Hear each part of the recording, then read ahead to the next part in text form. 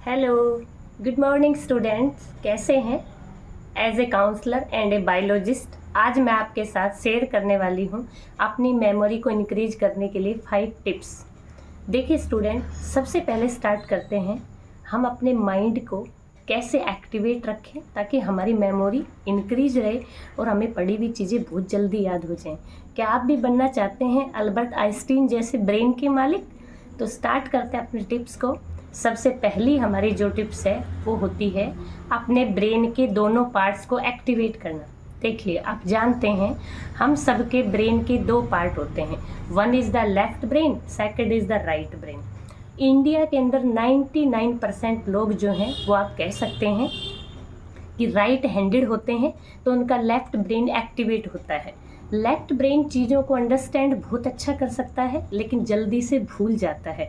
तो क्यों नहीं हम अपने दोनों ब्रेन का ज़्यादा से ज़्यादा यूज करें।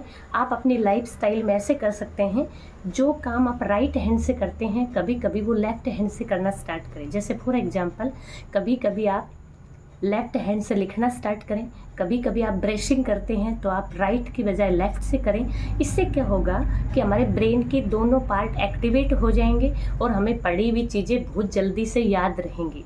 This is the first tips. और इस टिप्स के लिए रोजर डब्ल्यू एक बायोलॉजिस्ट और साइकोलॉजिस्ट थे, उसको नोबेल प्राइज़ मिला था। उन्होंने बताया कि किस तरह से कोई भी एक स्टूडेंट या कोई भी एक ह्यूमन अपने दोनों ब्रेन के पार्ट को एक्टिवेट कर सकता है।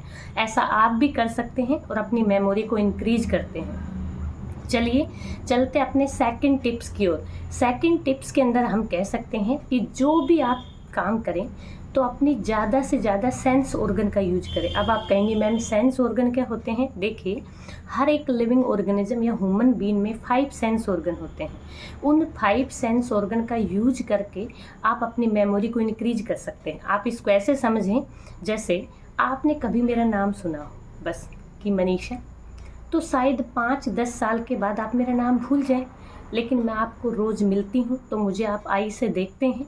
कभी कभी हम आपस में, मान लो मैंने आपसे हैंड मिलाया, एक साथ बैठ के खाना खाया, तो आप मुझे फील भी करते हैं, तो आप मुझे कभी नहीं भूल सकते। इसी तरह जो भी चीज़ आप सीखते हैं उनको जब भी सीखें तो ये देखें कि आप ज़्यादा से ज़्यादा सेंस ऑर्गन का यूज कर पा रहे हैं या नहीं कर पा रहे।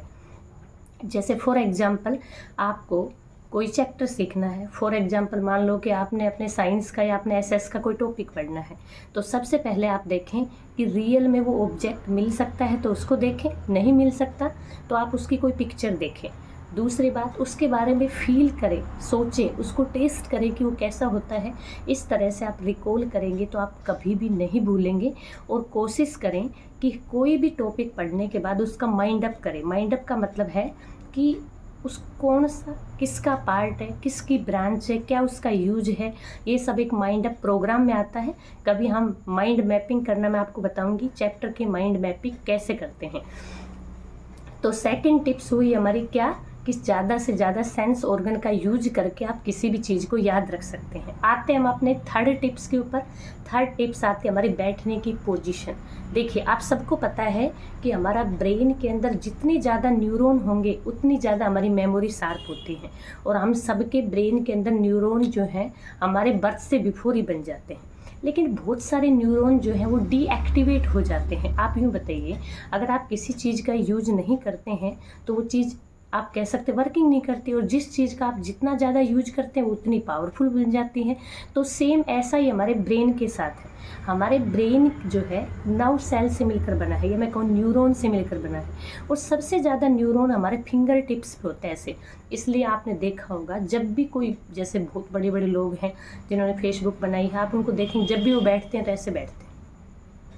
ऐसा करने से क्या होता है कि हमारे फिंगर प्रिंट्स, जो फिंगर टिप्स होते हैं, इसमें सबसे ज़्यादा न्यूरॉन्स की डेंड्राइट्स होते हैं, वो ज़्यादा से ज़्यादा एक्टिवेट होंगे। और आपको पता है कि न्यूरॉन के थ्रू ही आपकी पूरी बॉडी के अंदर मैसेज ट्रांसपोर्ट होते हैं, ब्रेन से बॉडी पार्ट में और बॉडी पार्ट से ब्रेन के अंदर। तो सबसे थर्ड जो हमारी टिप्स आती है उसमें आती है, जब भी आप बैठें तो आप बिल्कुल स्ट्रेट बैठें, अपनी स्पाइनल कॉर्ड को सीधा रखें, और जब भी कभी फ्री हो तो आप इस तरह से बैठे। इससे क्या होगा कि हमारे न्यूरॉन एक्टिवेट ज़्यादा होंगे और ऑब्वियसली से बात है, जितने ज़्यादा न्यूरॉन उतनी आपकी मेमोरी शार्प होती चली जाएगी, आप चीज़ों को रिकॉल रखने लग जाएंगे, आप चीज़ों को लंबे टाइम तक याद रखेंगे। चलिए चलते हैं स्टूडेंट हम अपने नेक्स्ट टिप्स की ओर। और नेक्स्ट टिप्स है हमारा कि सोने से पहले और सुबह उठने के बाद हम अपने ब्रेन को जो है पॉजिटिव अफर्मेशन दें। आप कहेंगे मैम ये सुबह और रात को ही क्यों?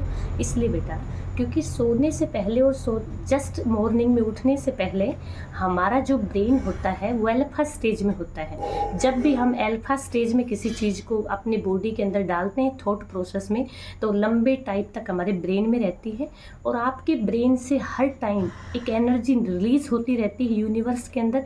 जैसी अफर्मेशन आप अपने ब्रेन के अंदर डालेंगे वैसी चीज़ें आपको दिखाई देती है। मैं इसको सेकंड तरीके से मैं यूँ कह सकती हूँ कि हम सबकी ब्रेन की जो एनर्जी है वो क्वांटम प्रिंसिपल पे काम करती है।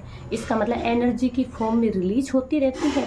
आप सोने से पहले और उठने के तुरंत बाद जब आप अपने ब्रेन को पॉजिटिव अफर्मेशन देंगे तो आपकी मेमोरी शार्प होगी और आप लंबे टाइम तक चीज़ों को याद रखेंगे।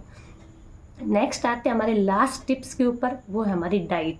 आप अपनी डाइट में ज़्यादा से ज़्यादा ग्रीन वेजिटेबल्स और आप कह सकते हैं फ्रूट्स को शामिल कीजिए, क्योंकि ग्रीन वेजिटेबल और फ्रूट्स में बहुत सारे आयंस होते हैं और आपको पता है कि आपकी बॉडी के अंदर जो भी इंफॉर्मेशन होती हैं वो आयंस के थ्रू ही एक पार्ट से दूसरे पार्ट में रिफ्लेक्ट होती हैं।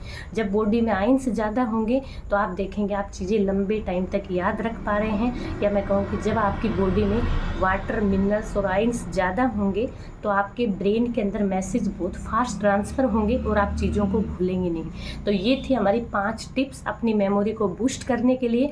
आप इन्हें 1 वीक अप्लाई करके देखें तो आपको बहुत अच्छे रिजल्ट मिलेंगे और अपने रिजल्ट को मेरे साथ ज़रूर शेयर कीजिए।